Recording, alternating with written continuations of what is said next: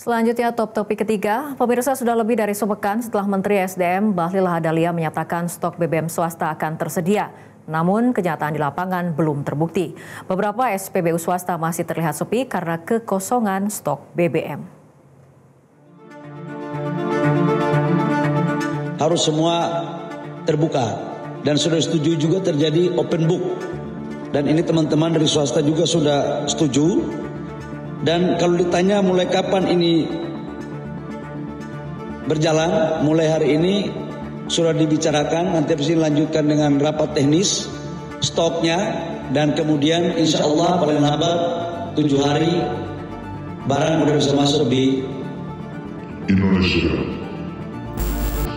Itulah janji yang terungkap dari Menteri SDM Bahlil Lahadalia. Stok BBM di SPBU swasta akan tersedia dalam 7 hari terhitung sejak Jumat 19 September 2025. Namun hingga kini atau sudah lebih dari sepekan setelah Bahlil melontarkan janjinya, janji itu meleset. Sejumlah operator SPBU swasta seperti BPAKR dan Shell Indonesia masih alami kekosongan pasokan bensin. Adapun untuk wilayah Jakarta, per Minggu 28 September 2025, BBM jenis Shell Super hanya bisa ditemukan di 1 SPBU wilayah Jakarta Barat dan 2 SPBU di wilayah Jakarta Utara. Sementara BPAKR menyatakan masih mengalami kendala keterbatasan stok dan mengusahakan agar pasokan BBM kembali normal. Padahal kepastian bahwa stok BBM untuk jaringan swasta mulai terisi dalam 7 hari terhitung sejak Jumat 19 September 2025 telah diungkapkan Menteri ESDM Bahlil Lahadalia selepas menggelar rapat bersama eksekutif SPBU swasta, diantaranya Shell Indonesia, BPAKR, Vivo, Exxon, serta AKR Corporindo. Yang menjadi pertanyaan bagi konsumen adalah apakah harga yang disediakan SPBU swasta setelah membeli dari Pertamina akan menjadi mahal atau tetap akan bersaing? Saya kira kalau base fuel ya, mungkin paling ya ada sedikit mungkin ya, tetapi kalau idealnya itu harus kompetitif. Jadi kalau kompetitif ini ya diharapkan bahwa harga yang ditawarkan oleh Pertamina, katakan di sini ada itu kalau misalkan kita lihat tadi mengatakan base fuel itu palingnya ada kenaikan margin, tapi saya kira marginnya naik itu nggak terlalu signifikan mungkin ya diharapkan.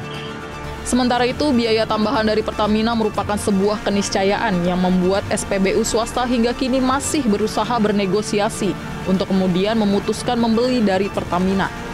Pertamina sendiri walaupun dia bilang itu at cost, ya istilahnya, tapi biaya financingnya, biaya logistiknya, biaya distribusinya, biaya agency administrasi dari si Pertamina itu kan menambah ada komponen tambahan biaya. Secara logika aja, jadi kan harganya nggak mungkin sama, gitu kan.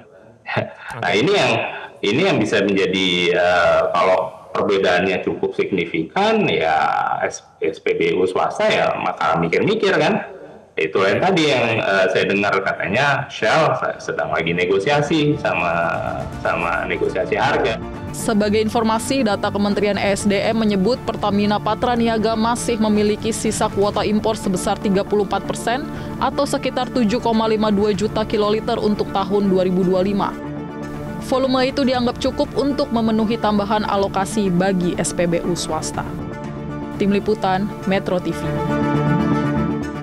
Jelajahi cara baru mendapatkan informasi. Download Metro TV Extend sekarang.